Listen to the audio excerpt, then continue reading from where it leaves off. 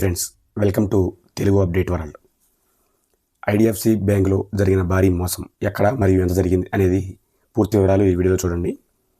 చండీగఢ్లోని IDFC first bank బ్రాంచ్లో సుమారు 590 కోట్లు కుంభకోణం జరిగింది. ఎవరి ఖాతాలు? ఈ మోసం సాధారణ ప్రజల ఖాతాలలో కాకుండా హర్యానా రాష్ట్ర ప్రభుత్వానికి చెందిన కొన్ని విభాగాల బ్యాంకు ఖాతాలలో జరిగింది. మోసం ఎలా బయటపడింది? హర్యానా ప్రభుత్వానికి చెందిన ఒక విభాగం ఫిబ్రవరి 3వ వారంలో తమ అకౌంట్ను క్లోజ్ చేసి డబ్బును వేరే బ్యాంకుకు బదిలీ చేయాలని ఐడిఎఫ్సి బ్యాంకును కోరింది.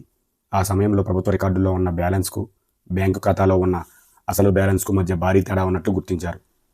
ఆ తర్వాత లోతుగా పరిశీలించగా ఈ 590 కోట్ల కుంభకోణం బయటపడింది. ఈ మోసానికి పాల్పడింది ఎవరు? బ్యాంకు ప్రాథమిక విచారణ ప్రకారం చండీగఢ్ బ్రాంచ్కు చెందిన కొందరు ఉద్యోగులు బయట వ్యక్తులతో కొమ్మక్కై నకిలీ చెక్కులు మరియు పత్రాల ద్వారా ఈ అక్రమ లావాదేవీలకు పాల్పడినట్లు తేలింది. ఈ మోసం చాలా కాలంగా గుట్టుచప్పుడు కాకుండా జరిగినట్టు తెలుస్తుంది. ఈ వీడియోని తప్పకుండా లైక్ చేయండి, అలాగే మీ ఫ్రెండ్స్తో షేర్ చేయండి. బ్యాంక్ తీసుకున్న చర్యలు: అనుమానితులైన 4 మంది బ్యాంక్ అధికారులను వెంటనే సస్పెండ్ చేశారు. వారి మీద కేసు నమోదు చేశారు. పోలీసులకు ఫిర్యాదు చేసి కేసు నమోదు చేయడం జరిగింది. ఈ వ్యవహారంపై లోతైన దర్యాప్తు చేయడానికి KPMG అనే ప్రముఖ సంస్థను ఫోరెన్సిక్ ఆడిటర్గా నియమించారు. మోసపూరితంగా బదిలీ అయిన డబ్బును బ్లాక్ చేయడానికి ఇతర సంబంధిత బ్యాంకులకు బెనిఫిషరీ బ్యాంక్స్కు అభ్యర్థులను పంపారు. ఈ వార్త బయటకు రాగానే ఫిబ్రవరి 23న స్టాక్ మార్కెట్లో ఐడిఎఫ్సి బ్యాంక్ షేర్లు ఏకంగా 20% కుప్పకూలాయి. హర్యానా ప్రభుత్వం తక్షణమే స్పందిస్తూ ఐడిఎఫ్సి ఫస్ట్ బ్యాంక్ అలాగే AU స్మాల్ ఫైనాన్స్ బ్యాంక్తో ప్రభుత్వ లావాదేవీలను నిలిపివేసింది.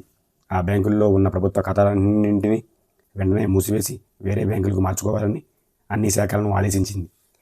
సామాన్య కస్టమర్లు ప్రభావం ఉంటుందా అంటే, reserve bank of India RBI governor Sanjay Malhotra గారు స్పందిస్తూ ఈ పరిస్థితిని తాము గమనిస్తున్నామని, అయితే దీనివల్ల దేశ బ్యాంకింగ్ వ్యవస్థకు ఎలాంటి ముప్పు లేదని స్పష్టం చేసింది. అలాగే ఈ మోసం కేవలం హర్యానా ప్రభుత్వ ఖాతాలకు మాత్రమే పరిమితమైందని, సామాన్య కస్టమర్లకు సేవింగ్స్ లేదా ఫిక్స్డ్ డిపాజిట్లపై దీని ప్రభావం ఉండబోదని బ్యాంక్ క్లారిటీ ఇచ్చింది. ఇలాంటి మరిన్ని ఇంట్రెస్టింగ్ వీడియోస్ కోసం మన ఛానల్ని సబ్స్క్రైబ్ చేయడం మర్చిపోవద్దు.